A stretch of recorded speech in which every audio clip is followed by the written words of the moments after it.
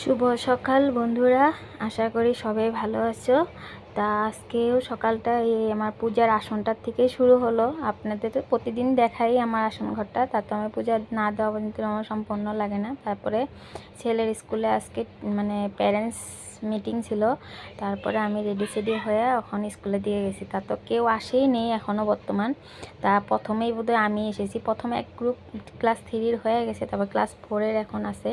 তারপরে সিধা ওখান থেকে ঘরে আসলাম। আসার পরে দাদা রেশন নিয়ে আসছিলো, আগের দিনকে দেখাইছিলাম রেশনের বইটা দিয়ে আসছিলাম যে বই দোকানে, সেটা আজকে রেশনটা নিয়ে আসলো। তারপরে ছেলেকেও বললাম একটা একটা করে বাবু ডাব্বাতে ঢুকে দাও। তারপরে এখানে কতগুলো কাঁচা সবজিও নিয়ে আসছিলো, সেগুলোও এখন আমি সিজিল করে রাখবো। তা আজকে আমি শর্টকাটে কিছু একটা বানিয়ে রাখবো, আজকে আর বেশি কিছু আইটেম করব না, যেহেতু এখন সবজি মবজি বানানোর বহুত টাইম লেগে যাবে গিয়ে, কেন আমি আস্তে আস্তে আমার 1টা বেজে গেছে। তারপরে সিধা আমি পনিরও নিয়ে আসছিলো, সেজন্য ভাবলাম সিধা পনিরের সবজি আর লেবু আর সঙ্গে বেগুনে ফ্রাই করে দিলাম, আর অন্য কিছু না। ভিডিওটা যদি ভালো লেগে থাকে বন্ধুরা, আমার একটা ছোট্ট কমেন্ট করবেন, ঠিক আছে?